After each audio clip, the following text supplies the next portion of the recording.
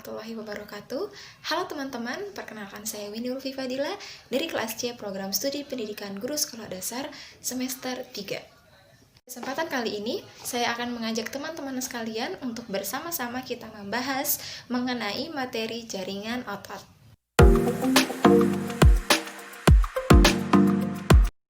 Saya ingin bertanya, teman-teman semua tahu nggak sih apa yang dimaksud dengan jaringan otot? Apa sih jaringan otot itu? Ya, betul sekali. Jaringan otot adalah alat gerak aktif yang ada pada tubuh manusia dan hewan dan biasa ditemukan di seluruh anggota tubuh, baik itu organ dalam maupun organ gerak. Nah, jaringan otot ini mempunyai kemampuan untuk berkontraksi dan berelaksasi sehingga mampu menggerakkan anggota tubuh di mana tempat melekatnya otot tersebut. Jaringan ini juga tersusun atas sel-sel otot itu sendiri dan juga miofibril. Nah, miofibril itu apa? Miofibril adalah sel-sel yang terdiri dari filamen-filamen atau miofilamen.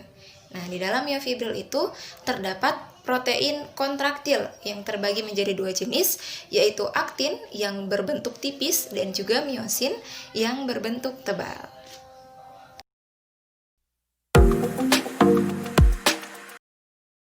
Berdasarkan cara kerja selnya, jaringan otot ini terbagi menjadi 3 jenis.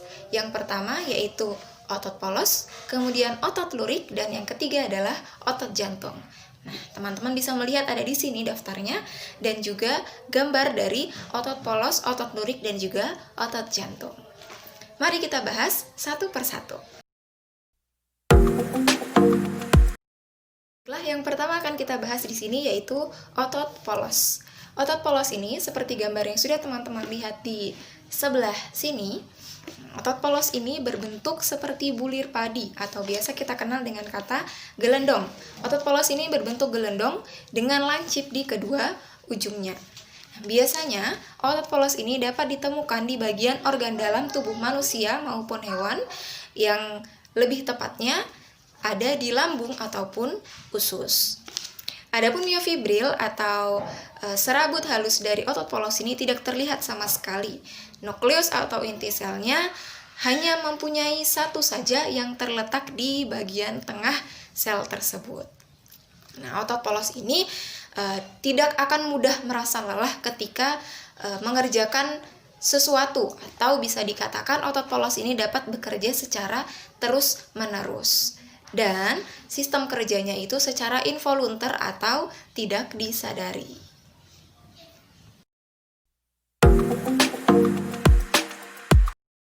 Tadi penjelasan mengenai otot polos. Selanjutnya yang kedua kita akan membahas mengenai otot lurik.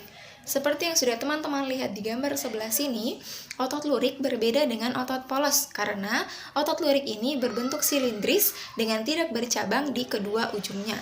Jadi jika kita lihat secara sekilas, otot lurik terlihat lebih rapi dibandingkan dengan otot polos karena berbentuk silindris dan tidak mempunyai cabang di kedua ujungnya.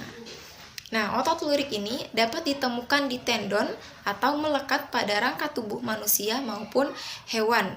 Nah, biasa kita kenal dengan kata daging. Jadi, daging termasuk salah satu otot bagi manusia maupun hewan.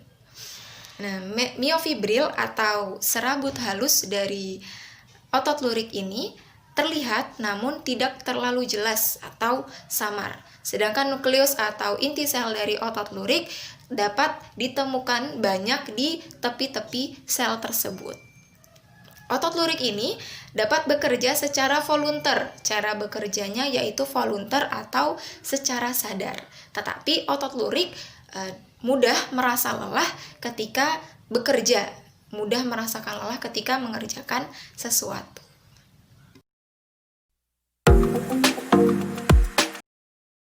Kemudian yang ketiga yaitu otot jantung. Teman-teman bisa lihat pada gambar di sebelah sini, otot jantung berbentuk silindris. Hampir sama dengan otot lurik, akan tetapi otot jantung berbentuk silindris dengan mempunyai cabang di kedua ujungnya. Seperti namanya, otot jantung dapat ditemukan di bagian jantung tubuh manusia maupun hewan atau biasa kita kenal dengan kata miokardium.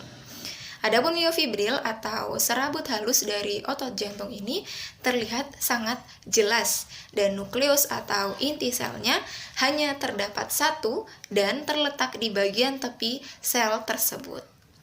Otot jantung ini mampu bekerja secara terus-menerus atau tidak akan mudah lelah ketika bekerja, dan otot jantung ini juga bekerja secara involuntar atau tidak disadari.